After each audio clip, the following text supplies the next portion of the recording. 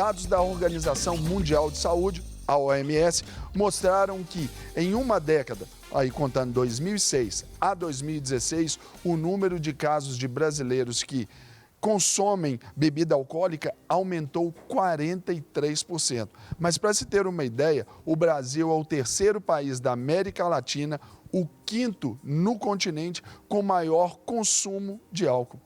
Triste estatística, não é verdade? Então, para se ter uma ideia, né, dentro disso aí, nós vamos falar sobre esses números, sobre os efeitos do alcoolismo, e quem vai nos dar toda essa direção é a nossa convidada, a médica psiquiatra, a doutora Cristiane Ribeiro. Doutora, bom dia. Bom dia. Como vai? Tudo bem com a senhora? Tudo bem. Tudo certinho? Tudo certinho. Doutora, hoje é o Dia Mundial, né, Nacional de Combate ao Alcoolismo. Quando a gente fala sobre o alcoolismo, defina pra gente o que é o alcoolismo aí, só pra gente conceituar. O alcoolismo, cientificamente, a gente chama de síndrome de dependência alcoólica. E é quando a pessoa ela começa a beber e tem um impacto significativo na área profissional dela, na área pessoal. Ela está envolvida muitas vezes em violência sexual. E, além disso, ela passa a querer beber em vários momentos da vida que não são até mesmo permitidos. Por exemplo, antes de ir para o trabalho, ela quer beber, às vezes, na igreja, ela acorda e já vai beber. E cada vez que ela vai bebendo, ao longo do tempo, ela vai adquirindo o que a gente chama de tolerância. Então, ela precisa de doses cada vez maiores para continuar a manter o estado que ela mantinha antes. E muitas vezes tem sintomas de abstinência também, que essa pessoa, ela tenta interromper o uso da bebida ou diminui por algum motivo, e aí ela passa a ter sintomas físicos, como tremores, sudorese. Isso tudo está encaixado na síndrome de dependência alcoólica. A gente pode falar que o alcoolismo é uma doença crônica? Sim, com certeza. E muitas vezes o grande problema do alcoolismo é porque o diagnóstico ele é muito tardio. Então a pessoa ela começa a beber, ela entra no uso nocivo, que já tem alguns impactos na vida social, mas ela continua trabalhando até ela chegar na síndrome de dependência, em que ela já vai ter problemas físicos, doenças. E a relação de codependência, né? Por exemplo, até do dependente e o meio ali, a família ali, os familiares, também é algo também doentio, né? Adoecedor, não é, doutora?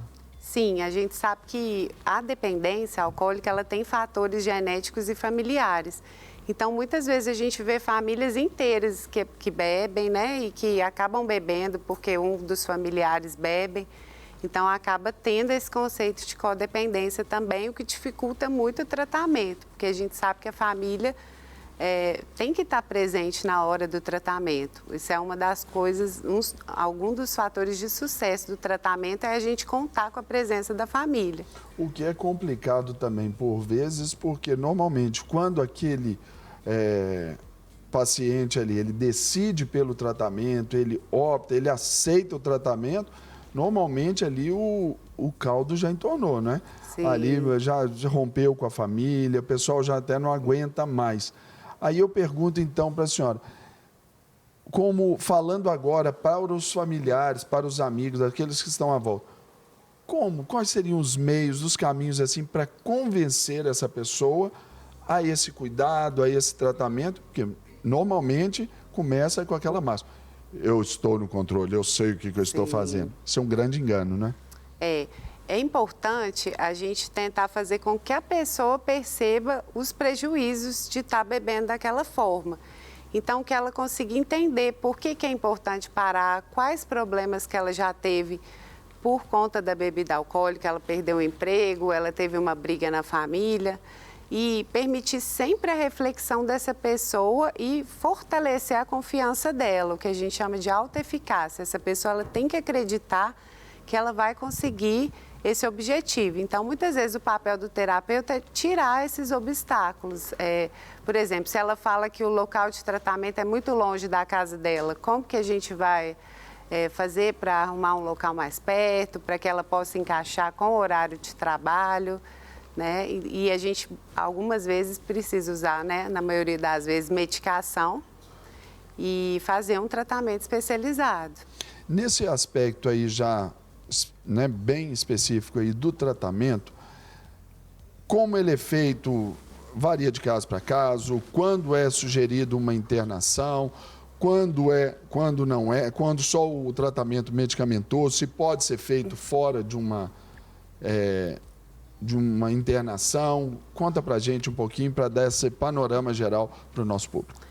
A psicoterapia é o tratamento mais importante, porque além da medicação, além das outras formas de tratamento, essa pessoa ela precisa compreender que ela vai ter que deixar de beber ou reduzir o uso, né, se for o caso.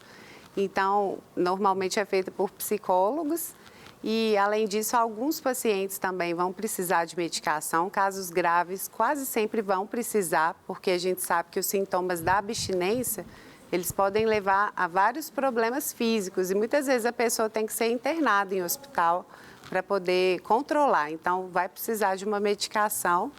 E, além disso, a gente pode contar com outro suporte, terapia ocupacional. A gente tem os CAPS AD aqui em Belo Horizonte, que a gente pode encaminhar esse paciente e lá é um tratamento multiprofissional. Então, só para a gente ilustrar esse nosso bate-papo aí, falamos agora sobre o tratamento, nós vamos assistir agora um depoimento aí sobre a questão do alcoolismo, porque hoje é o Dia Nacional do Combate ao Alcoolismo. Então, produção, roda para a gente, por favor. Olá, irmãos, meu nome é Felipe Chaves. Eu comecei a ingerir bebida alcoólica aos 13 anos de idade. Tudo começou numa brincadeira, mas isso acarretou consequências desastrosas na minha vida, onde eu pensei em dar fim na minha própria vida, mas só que o Senhor, Ele me encontrou. Então eu quero dizer para vocês nesse dia, no Dia Mundial de Combate ao Alcoolismo, que você não aceite esse convite, porque isso é porta aberta para outras drogas, a qual eu também me envolvi e cheguei ao fundo do poço. Então eu quero dizer para você que a verdadeira paz que você procura, ela está no Senhor. Então nesse dia, é o dia que você possa encontrar o Senhor e caminhar com Ele, assim como eu tomei essa decisão há 8 anos atrás. Deus abençoe sua vida. Testemunho aí que a gente pode parar para pensar muitas coisas a respeito dessa doença, né? Dessa doença que é o alcoolismo. Doutora Cristiane, ali, o nosso depoente já colocou ali o seguinte: começou como uma brincadeira. E a gente vê normalmente ali, até por considerar a bebida uma droga lícita, não é isso? Tem que ter esse olhar. Muitas vezes começa ali bebendo. Ah, deixa eu tomar espuminha aqui da sua cerveja. Olha, o pai chega para o filho e diz: filhão, aqui ó, toma aqui o dinheiro, pega ali as garrafas ali e compra ali no bar para mim uma meia dúzia de cerveja. Isso também já é uma forma de iniciação a esse processo, não é?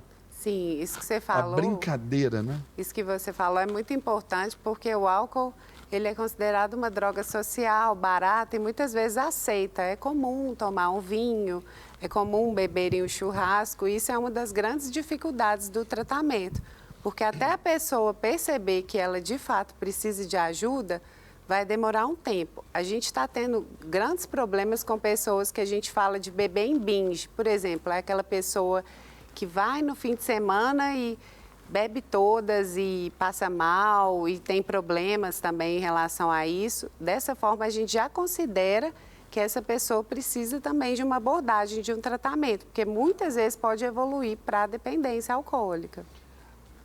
Eu não sei se é o termo mais correto, mas a gente fala assim, o alcoólatra, não é? Mas esse caso aí que a senhora citou, de beber o final de semana, mas beber para cair mesmo, para dar problema, aí tem problema social, problema físico, problema familiar, já incide nesse cuidado e como diagnosticar isso, assim, a família, não é diagnosticar, é identificar, já que é um ponto onde já requer uma intervenção, por exemplo. Se a pessoa ela está se colocando em risco em determinada situação, por exemplo, ela dirige alcoolizada, ela vai para o trabalho alcoolizada, ela perde o trabalho por ter bebido demais no dia anterior, tem brigas com a família, violência. Muitas vezes esses impactos já chamam a atenção da família que tem algo errado. E até mesmo quando a pessoa deixa de fazer outras coisas que não tenham bebida. Por exemplo, ela não vai mais em um parque, em algum outro programa que não envolva bebida. E hoje, por exemplo, essas medidas que nós temos aí, por exemplo, do cigarro, por uma medida pública, não pode se estampar, o cigarro não pode ter a veiculação ali das propagandas. Por que ainda não chegou assim na cerveja, na bebida alcoólica de uma forma geral ainda? A gente sabe que tem uma grande força também, né, grande. das empresas que comercializam bebida alcoólica. E é o que eu falei, do álcool sempre ter sido considerado essa droga social, mas que muitas vezes as pessoas não consideram como droga. Se a gente for analisar os impactos sociais que a gente tem em relação ao álcool, eles são muito maiores do que o crack, por exemplo, porque o alcoolismo ele atinge uma população muito maior. E muitas vezes, se você perguntar na rua ou querer conversar com uma pessoa, ela vai falar, não, crack é muito pior. Né? Então, assim, as pessoas, elas ainda menosprezam... Porque se vê uma questão pontual ali. Sim. Agora, a bebida tem todo um contexto, né, que abrange um número muito maior e várias classes sociais, né? Sim, com certeza. E ela... Né, a síndrome de dependência ela já atinge quase 15% da população do Brasil. Então, é um número muito grande. É realmente um problema de saúde pública. Uma questão séria, doutora Cristiane, eu pergunto para a senhora. A cura para essa dependência? Olha, a cura para a dependência, a gente sabe que muitas vezes esse paciente, é o que eu falei, ele vai chegar no consultório, ele vai chegar no tratamento muito tardiamente, quando ele já tem muitos impactos físicos. E dessa forma as pessoas tendem a acreditar que não vai existir cura, que a gente não vai conseguir tratar essa pessoa. A gente tem pessoas que elas mantêm períodos longos de abstinência e que nunca mais utilizaram. Vai depender de fortalecer essa rede familiar, social, de tentar procurar um emprego, por exemplo.